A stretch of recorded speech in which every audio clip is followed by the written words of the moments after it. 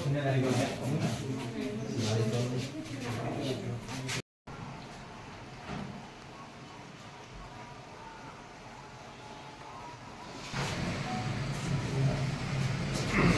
আৰু এই শুভ কামটো আমাৰ কৰিব বিনয় দাই গতিকে এই ক্ষেত্ৰত সকলোৱে আমাক উৰুলি দিব লাগে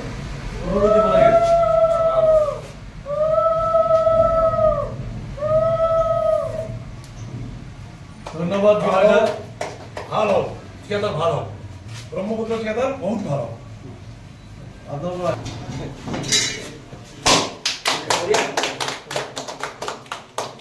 চিন্তা এটা হাতত লৈছোঁ নতুন এইবিলাক মানে কি লগ লাগি পেলাই তেনেকৈ এটা প্ৰস্তুতি এটা চলাইছোঁ আশা কৰোঁ সংবাদ মাধ্যমৰ জৰিয়তে সংবাদ কৰ্মীসকলকো সংবাদ বন্ধুসকলকো জনাইছোঁ যে মানে গোটেইখিনি দিহা পৰামৰ্শ আৰু এই যাত্ৰাটোত যাতে আমি যাতে আগুৱাই যাব পাৰোঁ ভৱিষ্যতে গৈ যাতে আমি সফল যাত্ৰা যাতে ৰূপায়ণ হ'ব যাতে পাৰোঁ সেইটোত সকলোৰে সহায় সহযোগিতা কামনা কৰিছোঁ বিশেষকৈ ধন্যবাদ খোজ পেলাবলৈ লৈছোঁ সকলোৰে আশীৰ্বাদ বিচাৰিছোঁ আৰু যিহেতু নতুন অভিজ্ঞতা সকলোৱে শিকাই বুজাই ল'ব একদম নিজৰ চিনাকি লগতে উপস্থিত সংগঠনসমূহ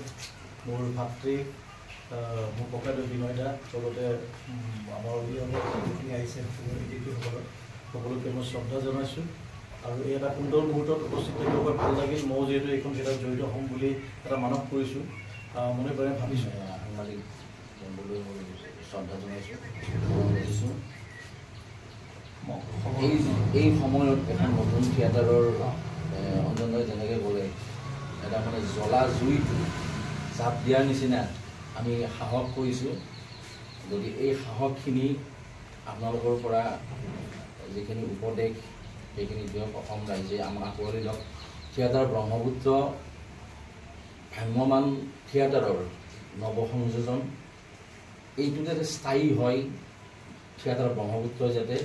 আমাৰ গোটেই অসমত এটি সুনাম কঢ়িয়াই আনিব পৰা যায় আমাৰ শিল্পী বাছনিখিনি ইতিমধ্যে প্ৰায় সমাপ্ত হৈছে মানে থিয়েটাৰখনক লৈকে মোৰ বহুত সপোন আছে ক'ব গ'লে ৰাজু দা মোৰ মামা হয় আচলতে তেখেতে বহুত কষ্ট কৰিছে তেখেতৰ ফাৰ্ষ্ট ক'ব গ'লে এখন যাত্ৰা পাৰ্টি আছিল খোলা পাৰ্টি আছিল তেখেতে তেতিয়াই মানে ভাবিছিল এবাৰ কৈছিল মোক আৰু ভাৰ্গৱক কৈছিল আমি ভাগ্যশ্ৰী এখন ভ্ৰাম্যমান হ'লোঁ কেনেকুৱা হয় মামা এইটো নতুন থিয়েটাৰ এখন জন্ম হৈছে বৰ ভাল কথা আমাৰ দৰে শিল্পীসকলৰ কাৰণে ভাল কথা কলাকুশলীসকলৰ কাৰণে ভাল কথা অসমত